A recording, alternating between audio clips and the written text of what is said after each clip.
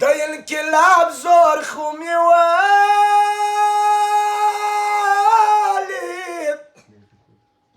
ډېرې ورېندارې وسلې ورته ناستې دینه ځوانانو یو در بل جارېږي ما د مجلس ځوانان لیده چې خاورې خوري نه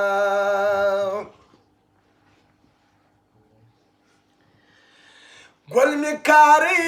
راته ناست و چې ګل را لوی سو یار مې تورې خاورې خوري نه طالب په قبر کنارې کې زما شعرو کتاب څوک څوک را ختموي نه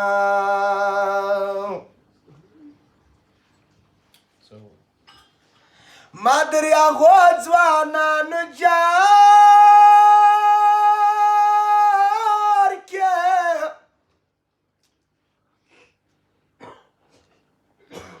چې خپله وینه پر وطن ورکړې وینه